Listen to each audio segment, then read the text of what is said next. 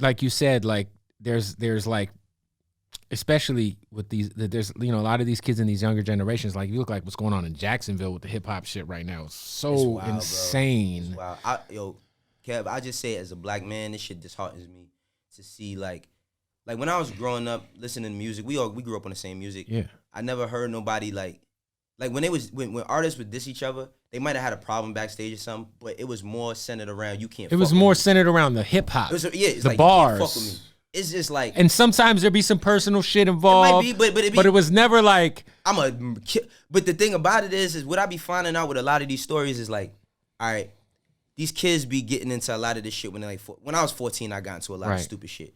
But like these kids, it be like y'all played basketball together, or y'all used to sleep at each other's house, or his aunt is your mom's best friend, and then y'all just super murderers, like, you know what I mean? And the thing about it is like nobody don't talk about like the post trauma what these kids go through.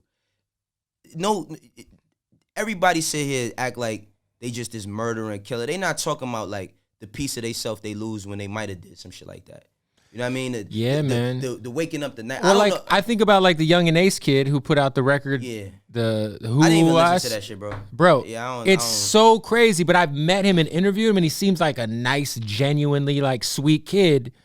And then and then the other kid puts out a record on the graveyard of hit. Like it's crazy. Like where the hell? I don't know, bro. But you know what's crazy? Most of the artists that I meet, because this is the thing, I've been in this shit, bro. I was really brought up in this shit around state property. Right. You know what I'm saying? So it's like, which we'll get to. Yeah.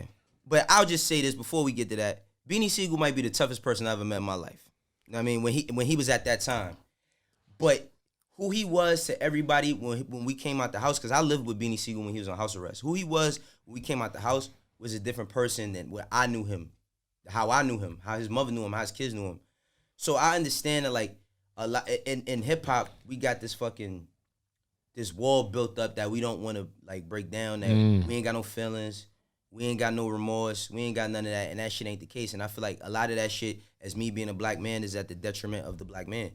You know what I mean? Because it's like I would hate to see Young and Ace or whoever the other kid he's beefing with. Fujiano kid, yeah. Yeah, Fuliano, because Fujiano's locked up. Yeah, you're right. Yeah. So I would confusing my young man. Listen, man. But I would hate to see one of them go down for some crazy shit. Because at the end is, bro, you hurting your moms. Like you got an opportunity where you can build some shit. Music has changed so many people on this planet's lives, where it's like you got the opportunity to like really change your life for generations.